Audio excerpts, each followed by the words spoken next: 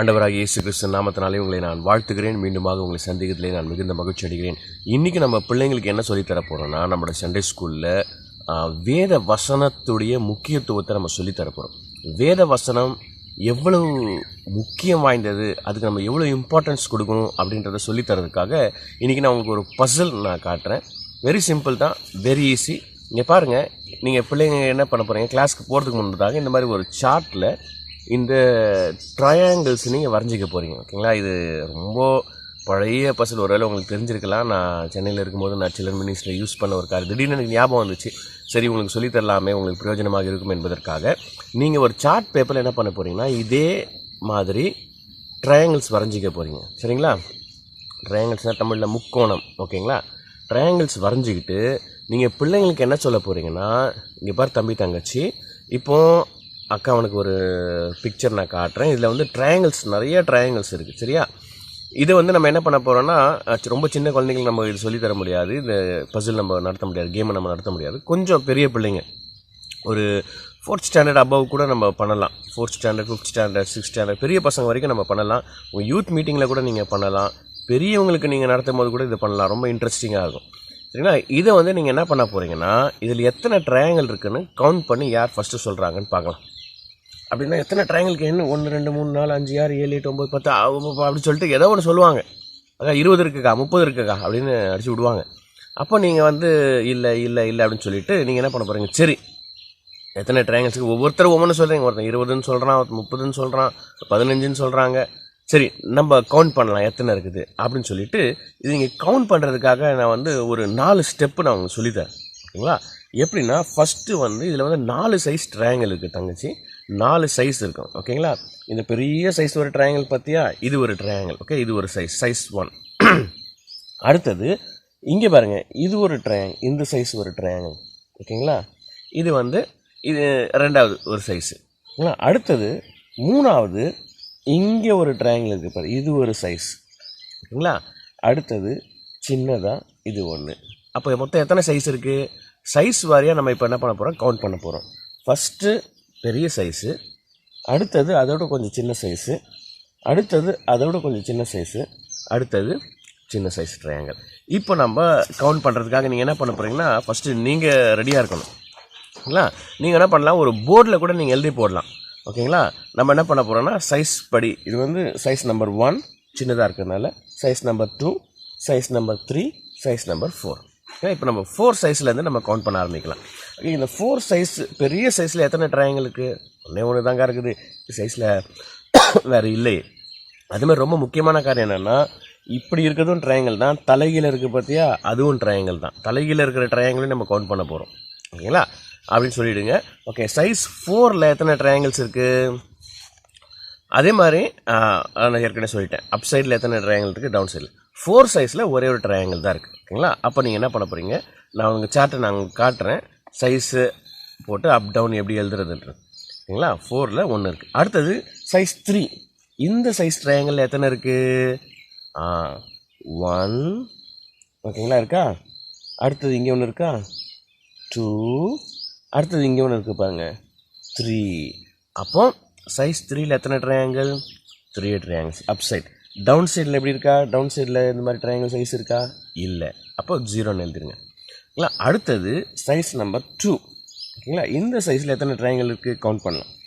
1 2 3, அதுக்கப்புறம் இங்கே இருக்கா, 4 5 6. ஓகேங்களா? அப்போது சைஸ் 2ல் எத்தனை ட்ரையாங்கிள் இருக்குது? 6 இருக்குது. இப்போ தலைகீழ இந்த சைஸில் ஏதாவது ட்ரையாங்கிள் இருக்கா? ஆமாக்கா. கண்டுபிடிக்க முடியுதா உங்களால்? ஆமாம், ஒன்றே ஒன்று இருக்குதுன்னு நினைக்கிறேன். தோ. ஓகேங்களா?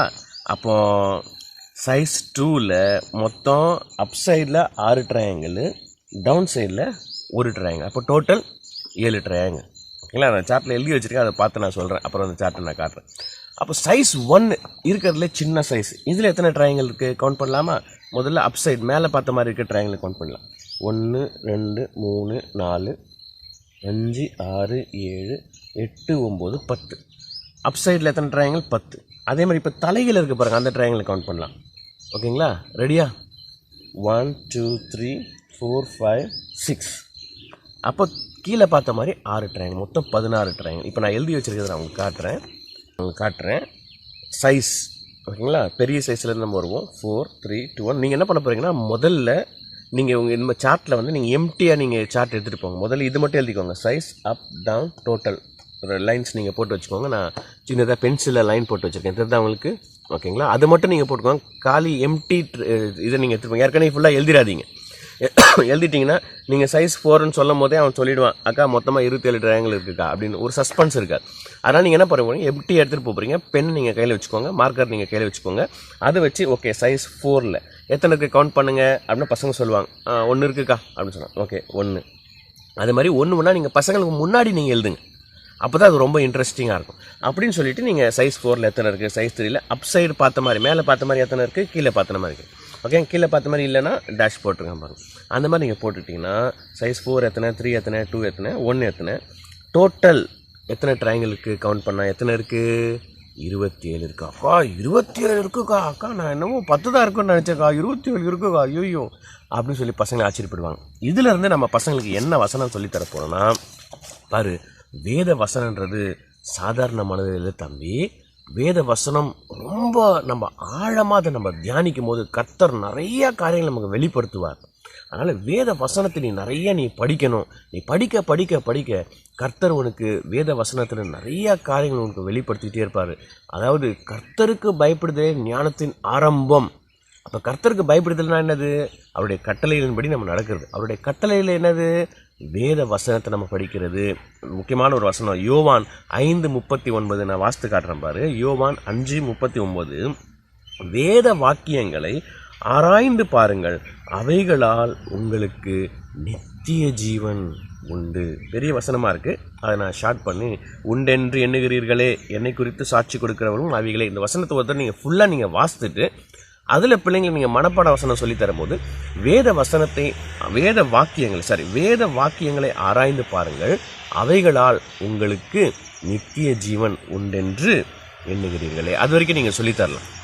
இப்போ வேத வசனத்தை நம்ம ஆராய்ந்து நம்ம பார்க்கணுன்னா என்ன அர்த்தம்னா, அதை நம்ம தினமும் நம்ம வாசிக்கணும். வாசித்து அதை நம்ம மெடிடேட் பண்ணணும், அதை நம்ம தியானிக்கணும்.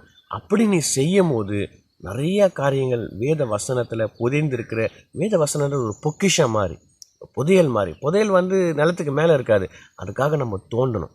அப்படி நீ வேத வசனத்தை நீ வாசிக்க வாசிக்க வாசிக்க இந்த வசனங்களை நீ மனப்பாடம் பண்ண அக்கா அவனுக்கு சண்டே கிளாஸில் சொல்லித்தரேன் பார்த்தியா, அந்த வசனத்தெல்லாம் நீ மனப்பாடம் பண்ணி அதை நீ தியானிக்கும் போது அவைகளால் உங்களுக்கு நித்திய ஜீவன் உண்டு. நித்திய ஜீவன்னா என்ன, இந்த உலகத்தில் எல்லாமே அழிந்து போயிடும் தம்பி, வானமும் பூமியும் அழிஞ்சு போயிடும், ஆனால் வேத வசனம் அழிந்து போகாது அப்படின்னு வேத வசனத்திலே சொல்லப்பட்டிருக்கு. இது உனக்கு நித்திய ஜீவன் கொடுக்கும்னா, இந்த உலகத்தில் ஒரு நாள் நம்ம செத்து போகிறோம். எல்லாருமே ஒரு நாள் இந்த உலகத்தை விட்டு, நீ கூட பாரு, நீ குட்டி பாப்பாவாக இருக்கிற, ஒரு நாள் நீ கூட என்ன ஆகிடுவே, பல்லெல்லாம் கொட்டி போய் தாத்தா பாட்டி மாதிரி ஆயிடுவேன் அப்படின்னு சொல்லி பசங்க கொஞ்சம் சண்டே ஸ்கூலில் வந்து கொஞ்சம் இன்ட்ராக்டிவாக இருக்கும். அப்போ நீ இப்போ ஒரு நாள் என்ன ஆகிடுவேன், கையில் குச்சை வச்சுட்டு வாயில் பல்லே இருக்காது பொக்கவாய் ஆகிடுவேன். ஆனால் அதுக்கப்புறமா ஒரு நாள் என்ன ஆகிட போகிற, இந்த உலகத்தை விட்டு நீ போய், எல்லோரும் நம்ம போகிறோம், நானும் போகிறேன், நீயும் போகிறேன். ஆனால் இந்த உலகத்தை விட்டு நம்ம போனாலும் நித்திய ஜீவன் அப்படின்னு என்ன தெரியுமா, ஏசப்பா உனக்காக பரலோகத்தில் வெயிட் பண்ணிகிட்டே இருக்கிறாங்க. நீ அங்கே இந்த உலகத்தை விட்டு நம்ம போகும்போது ஏசப்பா என்ன பண்ணுவாங்க, பரலோகத்திலே உன்னை ஏற்றுக்கொள்ளுவார்கள் அப்படின்னு இந்த வசனத்தை நீங்கள் சொல்லித்தாங்க. நிச்சயமாக அது பசங்களுக்கு பிரயோஜனமாக இருக்கும். கர்த்தர் உங்களை ஆசீர்வதிப்பாராக. தேங்க்யூ ஃபார் வாட்சிங். God bless you.